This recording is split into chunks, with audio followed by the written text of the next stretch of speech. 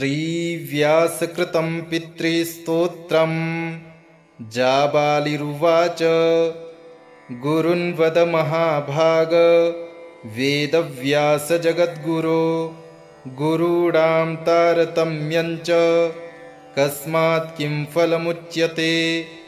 व्यास उवाच माता पिता गुरुः श्रेयान् ज्येष्ठभ्राता पितामहः श्वशुरो मातुलश्चैव तथा मातामहः स्मृतः पितुर्ज्येष्ठः कनिष्ठश्च भ्राता ज्येष्ठा निजस्वसा पितुः स्वसा जनन्याश्च स्वसा गुरुजनाः स्मृताः पत्न्यः पितामहादीनां तथैव गुरवः स्मृताः एतेषु हि पिता श्रेयान् गुरुरेव महागुरुः।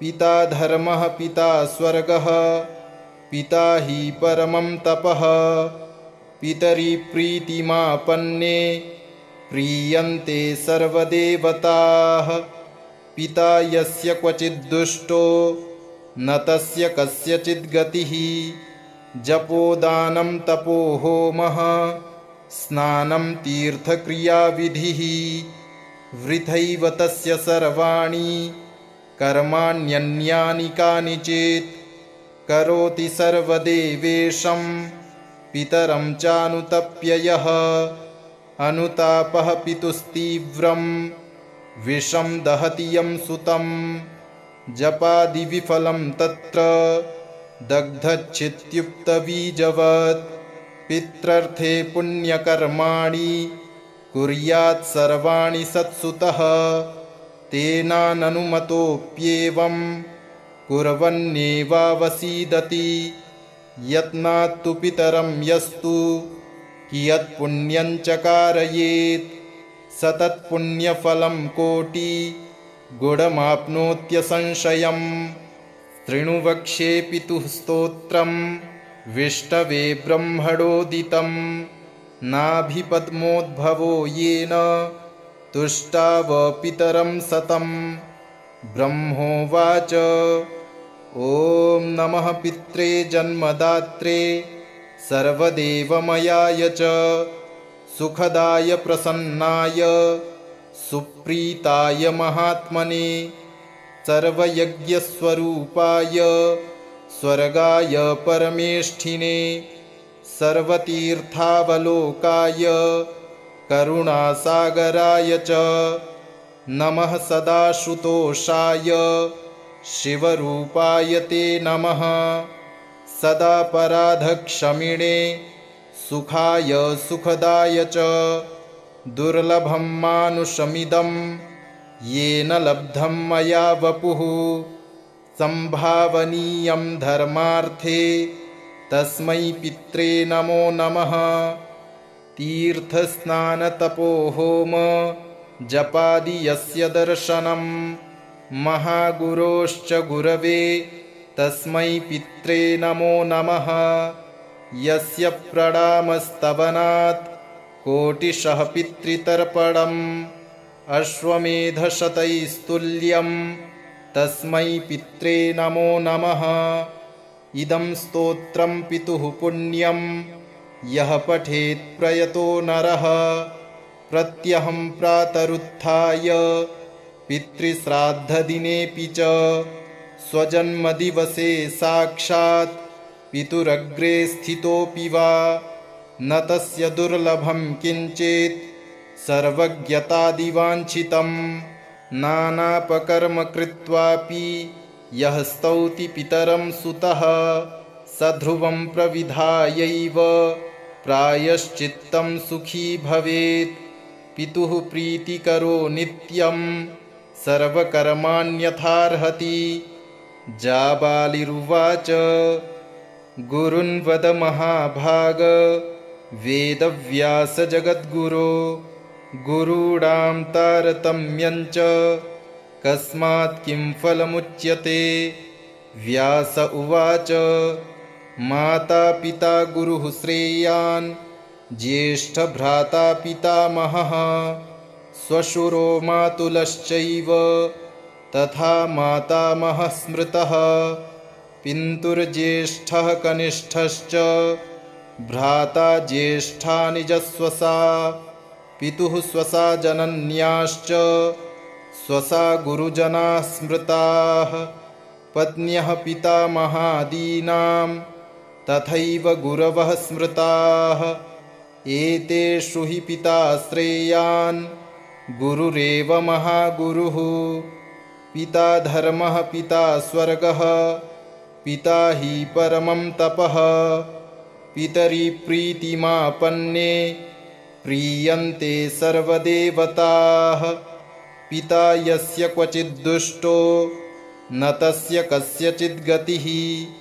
जपोदानं तपो होमः स्नानं तीर्थक्रियाविधिः वृथैव तस्य सर्वाणि कर्माण्यन्यानि कानिचित् करोति सर्वदेवेशं पितरं चानुतप्य यः अनुतापः पितुस्तीव्रं विषं दहति यं सुतं जपादिविफलं तत्र दग्धच्छित्युक्तबीजवत् पित्रर्थे पुण्यकर्माणि कुर्यात् सर्वाणि सत्सुतः तेनाननुमतोऽप्येवं कुर्वन्नेवावसीदति यत्नात्तु पितरं यस्तु कियत्पुण्यं चकारयेत् स तत्पुण्यफलं कोटिगुणमाप्नोत्यसंशयम् शृणु वक्ष्ये पितुः स्तोत्रं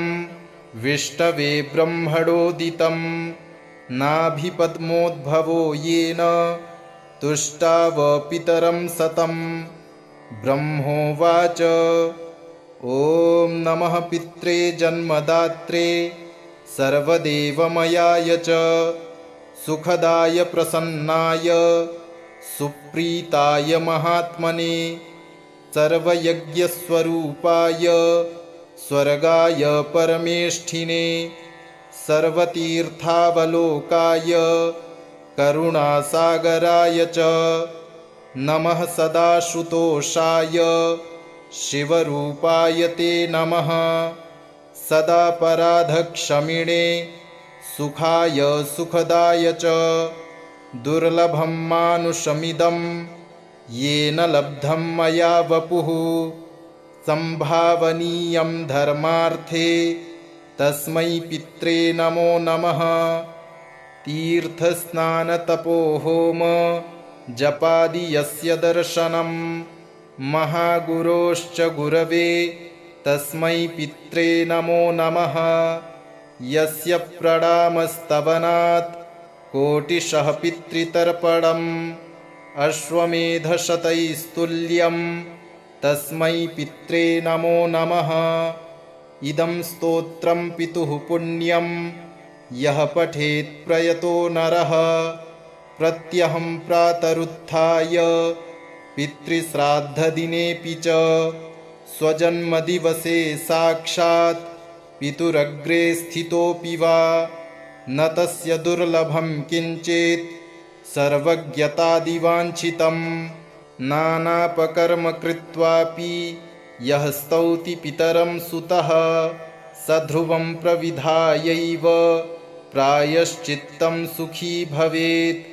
पितुः प्रीतिकरो नित्यं सर्वकर्माण्यथार्हति जाबालिरुवाच गुरुन्वद महाभाग वेदव्यास जगद्गुरो गुरूणां तारतम्यं च कस्मात् किं फलमुच्यते व्यास उवाच माता पिता गुरुः श्रेयान् ज्येष्ठभ्राता पितामहः श्वशुरो मातुलश्चैव तथा मातामहः स्मृतः पितुर्ज्येष्ठः कनिष्ठश्च भ्राता ज्येष्ठा निजस्वसा पितुः स्वसा जनन्याश्च स्वसा गुरुजनाः स्मृताः पत्न्यः पितामहादीनां तथैव गुरवः स्मृताः एतेषु हि पिता श्रेयान् गुरुरेव महागुरुः। पिता धर्मः पिता स्वर्गः, पिता हि परमं तपः। पितरि प्रीतिमापन्ने प्रीयन्ते सर्वदेवताः। पिता यस्य क्वचिद्दुष्टो न तस्य कस्यचिद् गतिः। जपोदानं तपो होमः, स्नानं तीर्थक्रियाविधिः। वृथैव तस्य सर्वाणि कर्माण्यन्यानि कानिचित्। करोति सर्वदेवेशं पितरं चानुतप्य यः। अनुतापः पितुस्तीव्रं विषं दहति यं सुतं। जपादिविफलं तत्र दग्धच्छित्युक्तबीजवत्। पित्रर्थे पुण्यकर्माणि कुर्यात् सर्वाणि सत्सुतः। तेनाननुमतोऽप्येवं कुर्वन्नेवावसीदति। यत्नात्तु पितरं यस्तु कियत्पुण्यं च कारयेत्। स तत्पुण्यफलं कोटिगुणमाप्नोत्यसंशयम्। शृणु वक्ष्ये पितुः स्तोत्रं विष्णवे ब्रह्मणोदितं। नाभिपद्मोद्भवो येन तुष्टाव पितरं सतं। ब्रह्मोवाच ॐ नमः पित्रे जन्मदात्रे सर्वदेवमयाय च। सुखदाय प्रसन्नाय सुप्रीताय महात्मने। सर्वयज्ञस्वरूपाय स्वर्गाय परमेष्ठिने। सर्वतीर्थावलोकाय करुणासागराय च। नमः सदाशुतोषाय शिवरूपाय ते नमः। सदापराधक्षमिणे सुखाय सुखदाय च। दुर्लभं मानुषमिदं येन लब्धं मया वपुः। संभावनीयं धर्मार्थे तस्मै पित्रे नमो नमः। तीर्थस्नानतपोहोम जपादि यस्य दर्शनं। महागुरोश्च गुरवे तस्मै पित्रे नमो नमः। यस्य प्रणामस्तवनात् कोटिशः पितृतर्पणम्। अश्वमेधशतैस्तुल्यं तस्मै पित्रे नमो नमः। इदं स्तोत्रं पितुः पुण्यं यः पठेत् प्रयतो नरः। प्रत्यहं प्रातरुत्थाय पितृश्राद्धदिनेऽपि च। स्वजन्मदिवसे साक्षात् पितुरग्रे स्थितोऽपि वा। न तस्य दुर्लभं किञ्चित् सर्वज्ञतादिवाञ्छितं। नानापकर्म कृत्वापि यः स्तौति पितरं सुतः। स ध्रुवं प्रविधायैव प्रायश्चित्तं सुखी भवेत्। पितुः प्रीतिकरो नित्यं सर्वकर्माण्यथार्हति। जाबालिरुवाच गुरुन्वद महाभाग वेदव्यास जगद्गुरो। गुरूणां तारतम्यं च कस्मात् किं फलमुच्यते। व्यास उवाच माता पिता गुरुः श्रेयान् ज्येष्ठभ्राता पितामहः। श्वशुरो मातुलश्चैव तथा मातामहः स्मृतः। पितुर्ज्येष्ठः कनिष्ठश्च भ्राता ज्येष्ठा निजस्वसा। पितुः स्वसा जनन्याश्च स्वसा गुरुजनाः स्मृताः। पत्न्यः पितामहादीनां तथैव गुरवः स्मृताः। एतेषु हि पिता श्रेयान् गुरुरेव महागुरुः। पिता धर्मः पिता स्वर्गः, पिता हि परमं तपः। पितरि प्रीतिमापन्ने प्रीयन्ते सर्वदेवताः। पिता यस्य क्वचिद्दुष्टो न तस्य कस्यचिद् गतिः। जपोदानं तपो होमः स्नानं तीर्थक्रियाविधिः। वृथैव तस्य सर्वाणि कर्माण्यन्यानि कानिचित् करोति सर्वदेवेशं पितरं चानुतप्य यः अनुतापः पितुस्तीव्रं विषं दहति यं सुतं जपादिविफलं तत्र दग्धच्छित्युक्तबीजवत् पित्रर्थे पुण्यकर्माणि कुर्यात् सर्वाणि सत्सुतः तेनाननुमतोऽप्येवं कुर्वन्नेवावसीदति यत्नात्तु पितरं यस्तु कियत्पुण्यं च कारयेत् स तत्पुण्यफलं कोटिगुणमाप्नोत्यसंशयम् शृणु वक्ष्ये पितुः स्तोत्रं विष्णवे ब्रह्मणोदितं नाभिपद्मोद्भवो येन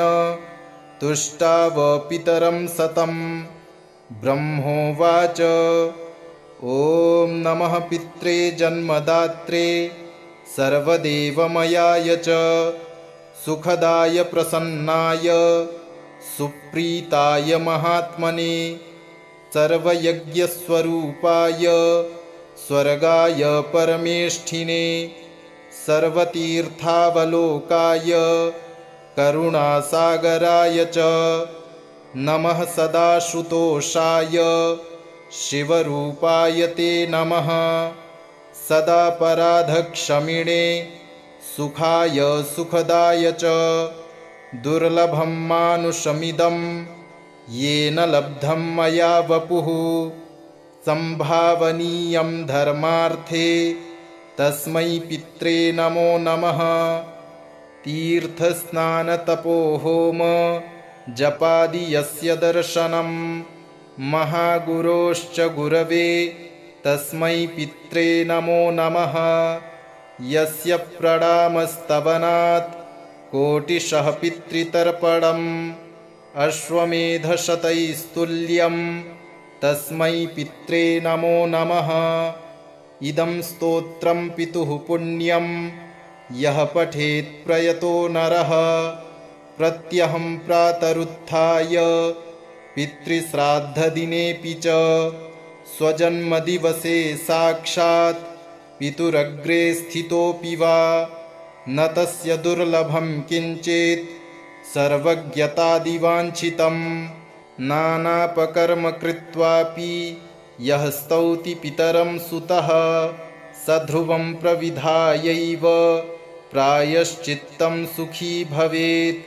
पितुः प्रीतिकरो नित्यं सर्वकर्माण्यथार्हति जाबालिरुवाच गुरुन् वद महाभाग वेदव्यास जगद्गुरो गुरूणां तारतम्यं च कस्मात् किं फलमुच्यते व्यास उवाच माता पिता गुरुः श्रेयान् ज्येष्ठभ्राता पितामहः श्वशुरो मातुलश्चैव तथा मातामहः स्मृतः पितुर्ज्येष्ठः कनिष्ठश्च भ्राता ज्येष्ठा निजस्वसा पितुः स्वसा जनन्याश्च स्वसा गुरुजनाः स्मृताः पत्न्यः पितामहादीनां तथैव गुरवः स्मृताः एतेषु हि पिता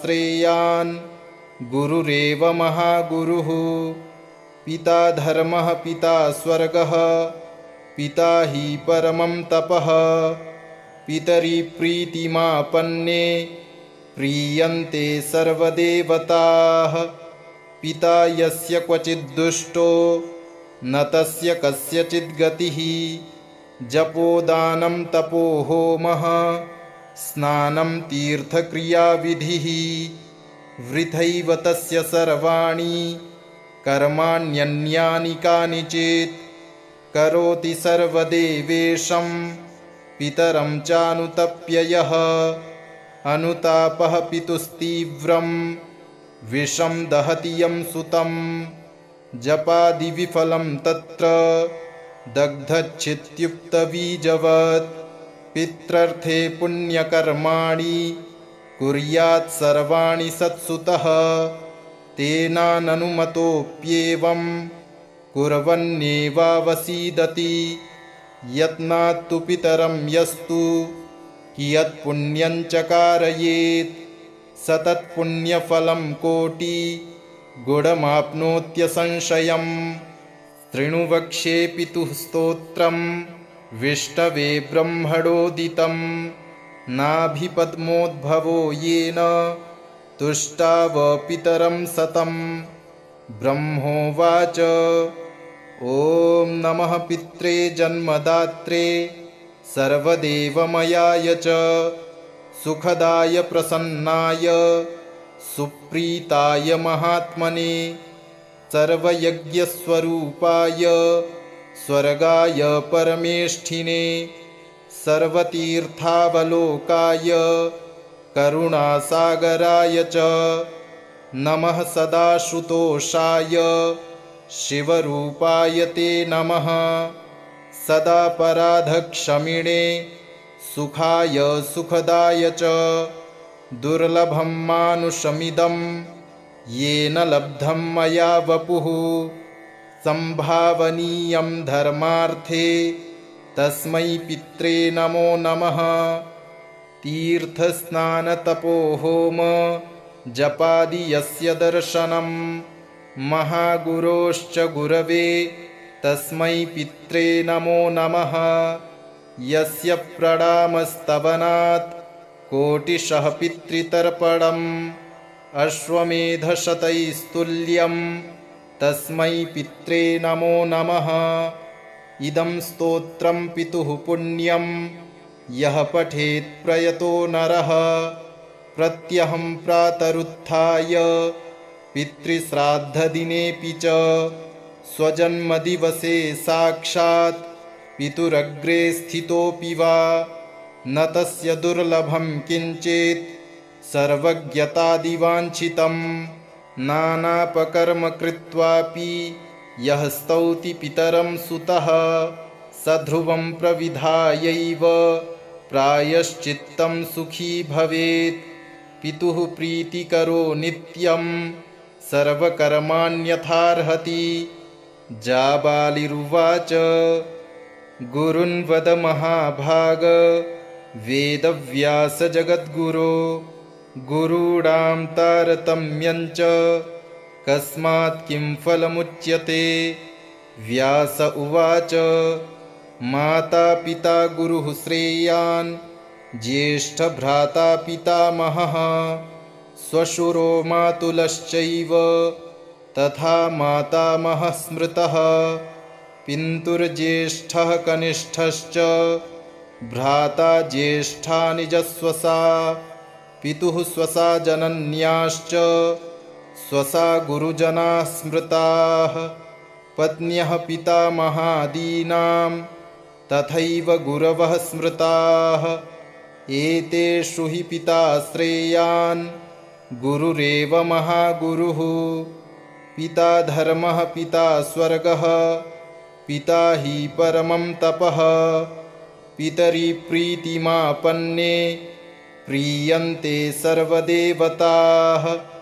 पिता यस्य क्वचिद्दुष्टो न तस्य कस्यचित् गतिः। जपोदानं तपो होमः स्नानं तीर्थक्रियाविधिः वृथैव तस्य सर्वाणि कर्माण्यन्यानि कानिचित्। करोति सर्वदेवेशं पितरं चानुतप्य यः अनुतापः पितुस्तीव्रं विषं दहति यं सुतं। जपादिविफलं तत्र दग्धच्छित्युक्तबीजवत्। पित्रर्थे पुण्यकर्माणि कुर्यात् सर्वाणि सत्सुतः। तेनाननुमतोऽप्येवं कुर्वन्नेवावसीदति। यत्नात्तु पितरं यस्तु कियत्पुण्यं च कारयेत् स तत्पुण्यफलं कोटिगुणमाप्नोत्यसंशयम्। शृणु वक्ष्ये पितुः स्तोत्रं विष्णवे ब्रह्मणोदितं। नाभिपद्मोद्भवो येन तुष्टाव पितरं सतम्। ब्रह्मोवाच ॐ नमः पित्रे जन्मदात्रे सर्वदेवमयाय च सुखदाय प्रसन्नाय सुप्रीताय महात्मने सर्वयज्ञस्वरूपाय स्वर्गाय परमेष्ठिने सर्वतीर्थावलोकाय करुणासागराय च नमः सदाशुतोषाय शिवरूपाय ते नमः सदापराधक्षमिणे सुखाय सुखदाय च दुर्लभं मानुषमिदं येन लब्धं मया वपुः संभावनीयं धर्मार्थे तस्मै पित्रे नमो नमः तीर्थस्नानतपोहोम जपादि यस्य दर्शनं महागुरोश्च गुरवे तस्मै पित्रे नमो नमः यस्य प्रणामस्तवनात् कोटिशः पितृतर्पणम् अश्वमेधशतैस्तुल्यं तस्मै पित्रे नमो नमः इदं स्तोत्रं पितुः पुण्यं यः पठेत् प्रयतो नरः प्रत्यहं प्रातरुत्थाय पितृश्राद्धदिनेऽपि च स्वजन्मदिवसे साक्षात् पितुरग्रे स्थितोऽपि वा न तस्य दुर्लभं किञ्चित् सर्वज्ञतादिवाञ्छितं नानापकर्म कृत्वापि यः स्तौति पितरं सुतः स ध्रुवं प्रविधायैव प्रायश्चित्तं सुखी भवेत् पितुः प्रीतिकरो नित्यं सर्वकर्माण्यथार्हति जाबालिरुवाच गुरुन्वद महाभाग वेदव्यासजगद्गुरो गुरूणां तारतम्यञ्च कस्मात् किं फलमुच्यते व्यास उवाच माता पिता गुरुः श्रेयान् ज्येष्ठभ्राता पितामहः श्वशुरो मातुलश्चैव तथा मातामहः स्मृतः पितुर्ज्येष्ठः कनिष्ठश्च भ्राता ज्येष्ठा निजस्वसा पितुः स्वसा जनन्याश्च स्वसा गुरुजनाः स्मृताः पत्न्यः पितामहादीनां तथैव गुरवः स्मृताः एतेषु हि पिता श्रेयान् गुरुरेव महागुरुः पिता धर्मः पिता स्वर्गः पिता हि परमं तपः पितरि प्रीतिमापन्ने प्रीयन्ते सर्वदेवताः पिता यस्य क्वचिद्दुष्टो न तस्य कस्यचित् गतिः जपोदानं तपो होमः स्नानं तीर्थक्रियाविधिः वृथैव तस्य सर्वाणि कर्माण्यन्यानि कानिचित् करोति सर्वदेवेशं पितरं चानुतप्य यः अनुतापः पितुस्तीव्रं विषं दहति यं सुतं जपादिविफलं तत्र दग्धच्छित्युक्तबीजवत् पित्रर्थे पुण्यकर्माणि कुर्यात् सर्वाणि सत्सुतः तेनाननुमतोऽप्येवं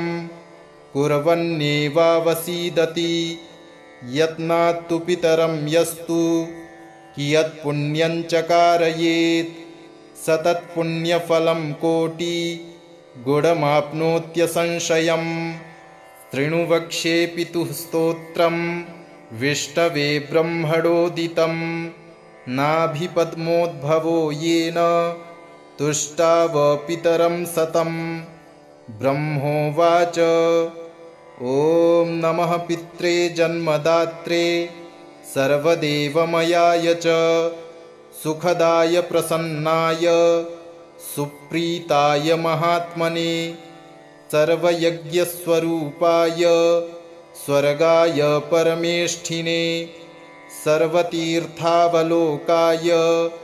करुणासागराय च नमः सदाशुतोषाय शिवरूपाय ते नमः। सदापराधक्षमिणे सुखाय सुखदाय च दुर्लभं मानुषमिदं येन लब्धं मया वपुः।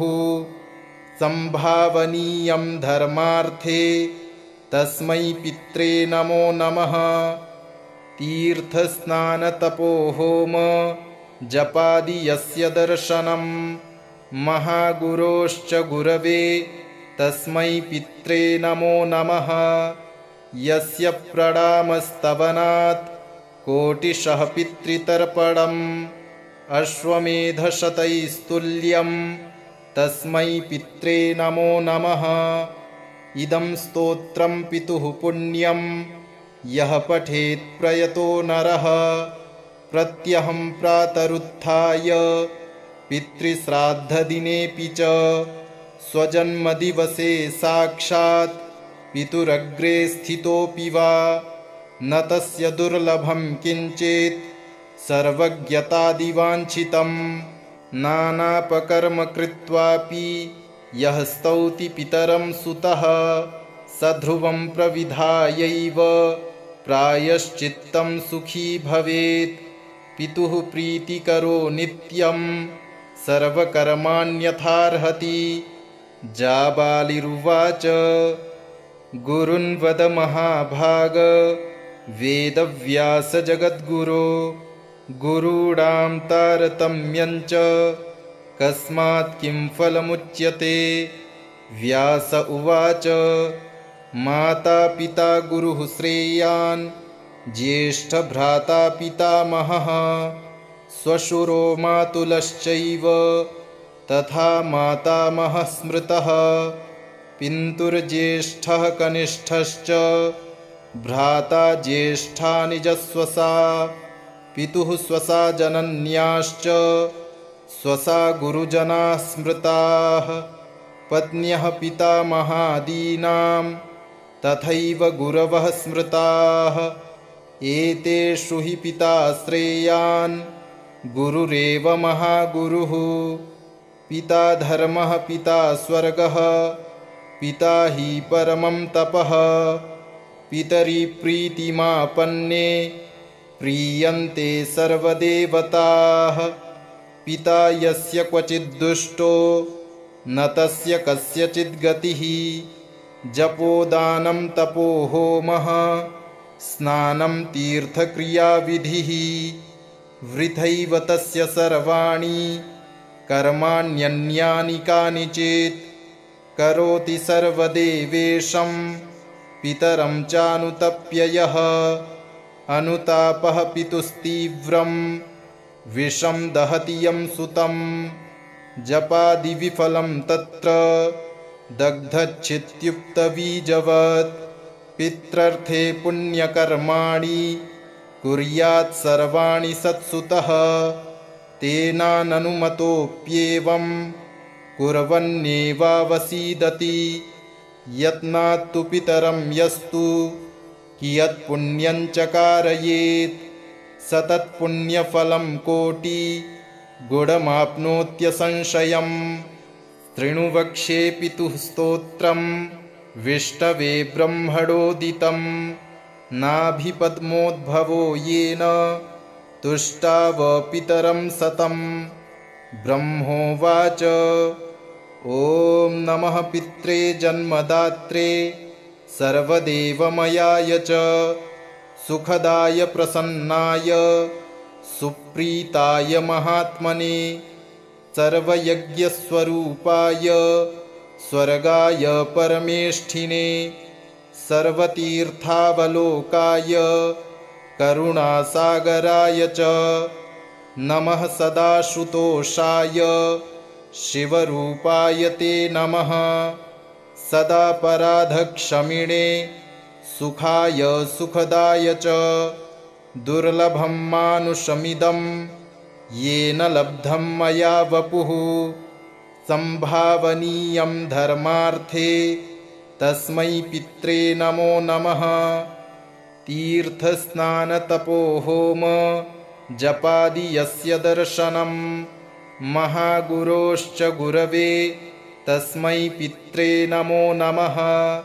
यस्य प्रणामस्तवनात् कोटिशः पितृतर्पणम् अश्वमेधशतैस्तुल्यं तस्मै पित्रे नमो नमः। इदं स्तोत्रं पितुः पुण्यं यः पठेत् प्रयतो नरः।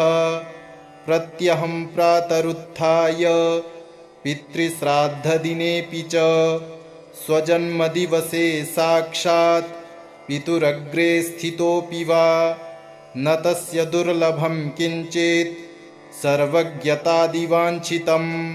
नानापकर्म कृत्वापि यः स्तौति पितरं सुतः स ध्रुवं प्रविधायैव प्रायश्चित्तं सुखी भवेत्। पितुः प्रीतिकरो नित्यं सर्वकर्माण्यथार्हति। जाबालिरुवाच गुरुन् वद महाभाग वेदव्यास जगद्गुरो गुरूणां तारतम्यं च कस्मात् किं फलमुच्यते। व्यास उवाच माता पिता गुरुः श्रेयान् ज्येष्ठभ्राता पितामहः श्वशुरो मातुलश्चैव तथा मातामहः स्मृतः। पितुर्ज्येष्ठः कनिष्ठश्च भ्राता ज्येष्ठा निजस्वसा। पितुः स्वसा जनन्याश्च स्वसा गुरुजनाः स्मृताः। पत्न्यः पितामहादीनां तथैव गुरवः स्मृताः। एतेषु हि पिता श्रेयान् गुरुरेव महागुरुः। पिता धर्मः पिता स्वर्गः पिता हि परमं तपः। पितरि प्रीतिमापन्ने प्रीयन्ते सर्वदेवताः। पिता यस्य क्वचिद्दुष्टो न तस्य कस्यचित् गतिः। जपोदानं तपो होमः स्नानं तीर्थक्रियाविधिः। वृथैव तस्य सर्वाणि कर्माण्यन्यानि कानिचित्। करोति सर्वदेवेशं पितरं चानुतप्य यः। अनुतापः पितुस्तीव्रं विषं दहति यं सुतं। जपादिविफलं तत्र दग्धच्छित्युक्तबीजवत्। पित्रर्थे पुण्यकर्माणि कुर्यात् सर्वाणि सत्सुतः। तेनाननुमतोऽप्येवं कुर्वन्नेवावसीदति। यत्नात्तु पितरं यस्तु कियत्पुण्यं च कारयेत् स तत्पुण्यफलं कोटिगुणमाप्नोत्यसंशयम्। शृणु वक्ष्ये पितुः स्तोत्रं विष्णवे ब्रह्मणोदितं। नाभिपद्मोद्भवो येन तुष्टाव पितरं सतं। ब्रह्मोवाच ॐ नमः पित्रे जन्मदात्रे सर्वदेवमयाय च सुखदाय प्रसन्नाय सुप्रीताय महात्मने सर्वयज्ञस्वरूपाय स्वर्गाय परमेष्ठिने सर्वतीर्थावलोकाय करुणासागराय च नमः सदाशुतोषाय शिवरूपाय ते नमः सदापराधक्षमिणे सुखाय सुखदाय च दुर्लभं मानुषमिदं येन लब्धं मया वपुः संभावनीयं धर्मार्थे तस्मै पित्रे नमो नमः। तीर्थस्नानतपोहोम जपादि यस्य दर्शनं महागुरोश्च गुरवे तस्मै पित्रे नमो नमः। यस्य प्रणामस्तवनात् कोटिशः पितृतर्पणम् अश्वमेधशतैस्तुल्यं तस्मै पित्रे नमो नमः।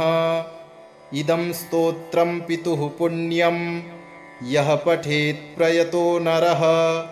प्रत्यहं प्रातरुत्थाय पितृश्राद्धदिनेऽपि च स्वजन्मदिवसे साक्षात् पितुरग्रे स्थितोऽपि वा न तस्य दुर्लभं किञ्चित् सर्वज्ञतादिवाञ्छितं नानापकर्म कृत्वापि यः स्तौति पितरं सुतः स ध्रुवं प्रविधायैव प्रायश्चित्तं सुखी भवेत्। पितुः प्रीतिकरो नित्यं सर्वकर्माण्यथार्हति। जाबालिरुवाच गुरुन् वद महाभाग वेदव्यास जगद्गुरो गुरूणां तारतम्यं च कस्मात् किं फलमुच्यते। व्यास उवाच माता पिता गुरुः श्रेयान् ज्येष्ठभ्राता पितामहः श्वशुरो मातुलश्चैव तथा मातामहः स्मृतः। पितुर्ज्येष्ठः कनिष्ठश्च भ्राता ज्येष्ठा निजस्वसा पितुः स्वसा जनन्याश्च स्वसा गुरुजनाः स्मृताः। पत्न्यः पितामहादीनां तथैव गुरवः स्मृताः। एतेषु हि पिता श्रेयान् गुरुरेव महागुरुः। पिता धर्मः पिता स्वर्गः पिता हि परमं तपः। पितरि प्रीतिमापन्ने प्रीयन्ते सर्वदेवताः। पिता यस्य क्वचिद्दुष्टो न तस्य कस्यचित् गतिः।